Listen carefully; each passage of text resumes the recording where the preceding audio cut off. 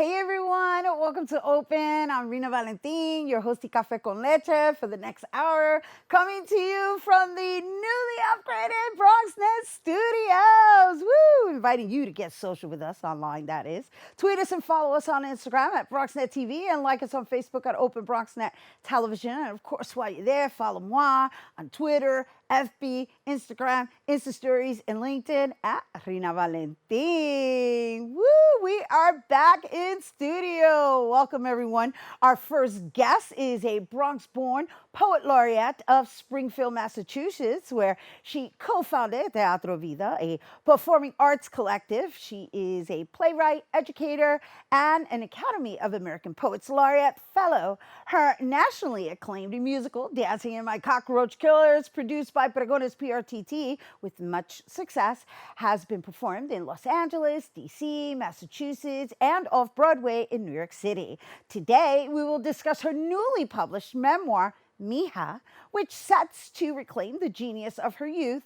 And here to share more, we welcome one of my favorite people on the planet, Poet Laureate of Massachusetts, playwright and educator, Magdalena Gómez. Woo! Thank you, Rina Divina. You are also one of my favorite people. Woo! Let's hear it for the new moment in your new studio setup. Woo! That's it. BronxNet. That's it. I love it. I love it. I love it. Free speech through access. Say that again.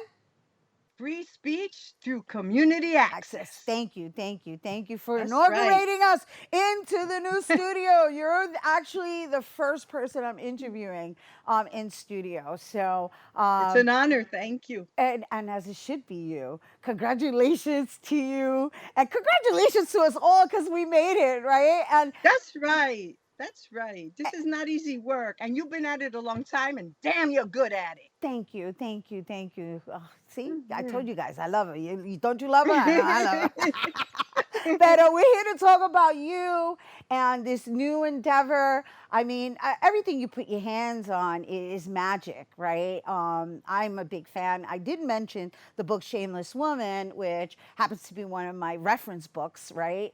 Whenever I want to get inspired, I refer to Shameless Woman, and I just randomly open the book and pick whatever comes to me, just because of your flavor. You know, it's just raw and authentic and real and relatable.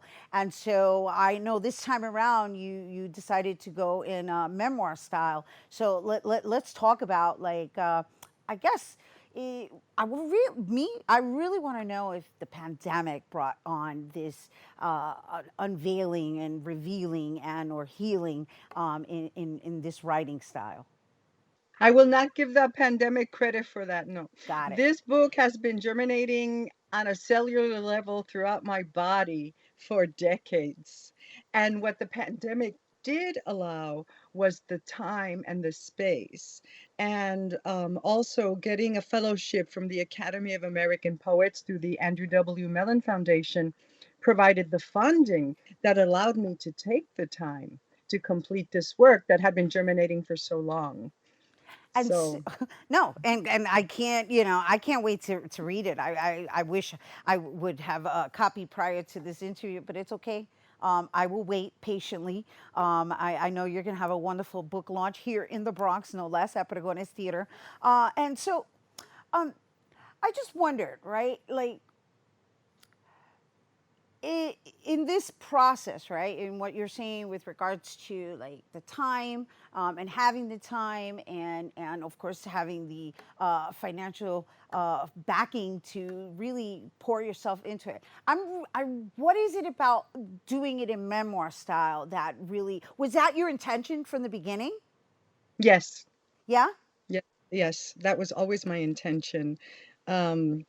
Heliotrope Books, who is the publisher, and I have to give them a shout out. I love them so much. They show so much respect to authors, inclusion in the process, support. You are so respected and loved by this publisher, Heliotrope Books. I can't speak highly enough about them. And the joy of working with them has been from beginning to end. And I don't have a copy of the book either, so okay, good. Don't feel slighted. I don't have a copy either. And you're the author. That's wonderful. So we're in the Yeah, same boat. yeah.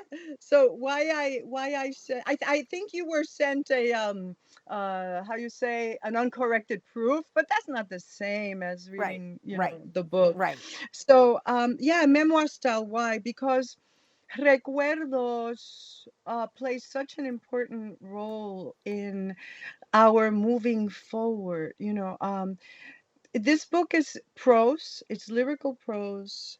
It includes poetry and it includes dreams that are selections from a 35-year dream journal that I have kept because dreams inform our waking. And I wanted to write a book that was relatable, even though it's a very specific to the Bronx, to a time of the 50s, 60s, and 70s. Um, it's funny, the more intimate you get in a book, the more universal it becomes. And I want people to read this book and hear and feel their own stories. I call it a time machine. And I say I want to make my own body, my own experience, a time machine for the experiences of others. And even though it deals with trauma and horrific things, I don't believe in holding people hostage to my pain.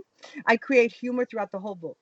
So one moment you're going to read something really awful, but you're going to laugh about it because I'm going to make sure that you do. Yeah, because you're good like that. You're good like that as far as like giving it raw and then adding that little sprinkle of Yeah, comical relief. Yeah, yeah, we have enough heavy in the world right now. But that doesn't mean we don't deal with the issues of mental health, of the abuse of children. A lot of it is about, how adults often don't understand just how profound and how brilliant children are. And they don't really see them or hear them in the fullness of their being. You know, very few people could understand how at 8 years old I was reading Ralph Waldo Emerson and understanding it. yeah. It's one of That my was a favorites. little secret thing I was doing. That he's one of my faves too. Transcendental. Mhm. He's a transcendentalist. So and I Mhm. think you and I share that in common as well, right? Mhm. So the other thing I wanted to this just made me think of the cover. Because the cover itself, the cover of the book, it has this mysticism of almost like a bird escaping a cage, and so I wanted to know what the inspiration was behind that. Oh, I am so happy to tell you the sculptor of that work is the very well known and respected Sarah Haviland. And she has created master works and throughout New York, New York State, up in New York State, and I'm sure in other places as well. And it was the publisher, and I struggled with the cover. That's another thing about heliotrope, I had a say in my cover. Nice. And I was able to say, no, not that one, no, not that one, no, not that one. And we kept talking about what the intention of the book was. And then the publisher realized she had taken a photo of this sculpture many years ago. She knows the artist, asked the artist consent, and she gave it. And what I love about it is that it's a bird trying to flee, but it is still tethered. I also like that the body is in the shape of a mermaid. For me, anyway, it Yeah. feels like a mermaid. So it encompasses so many parts of who I am. And even though I was attempting flight from the time I was a little infant, Right. I was still tethered. Got it. Got it. And so before we go, really quickly, the title Mija, because we're running out of time, but I think we must share with the audience why you chose that title. Obviously, translated in English, that's like daughter, but it also Mhm. has other references in Spanish. Yes, the loss of my name. My name is not mentioned throughout the book, is the erasure of the child. Ah, She is Mija. She's not Magdalena, she's Mija. ah. And the recovery doesn't happen quite the way people might expect it to. I don't want to give away anything. Right. I was like, But ooh, left but us but with, she's with some Mija. suspense. She's Mijita. And there's so many characters in the book and they're beautiful and hilarious. And my triumph coincides with also the triumph of the people of the Bronx Well, when everything was happening and being done to it was an oppressed community by greed and capitalism and the butchering of it by Robert Moses, you know. So there's a lot in there, but it's about laughing, and it's about how we create words like, I don't know if I can say this on the air, sanavambiche. Right, right. I don't know. They have to be able to understand it. Right, right. It's a All made up boricua thing. words. And I don't apologize for the code switching. And I do not provide a glossary because my philosophy is speak Spanish. This is one of the Americas. Right.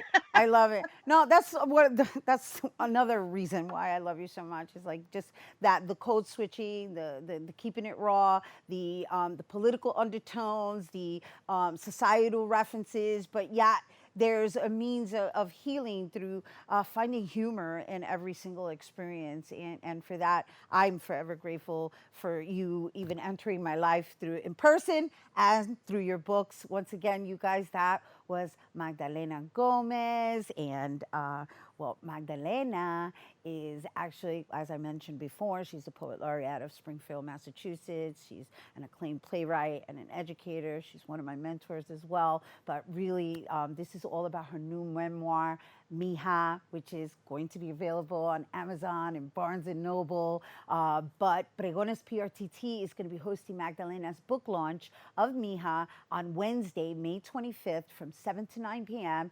And that's located at 575 Walton Avenue in the Bronx. Reservations are required, though, because there's limited seating. So if you're interested, you can call 718-585-1202. And of course, for more information, visit pregonesprtt.org. All right, we have to take a quick break, but when we return, we'll hear about Pepatian, Bronx Arts Collaborative's new interactive dance event coming to the youth of the Bronx and Uptown. Don't go anywhere.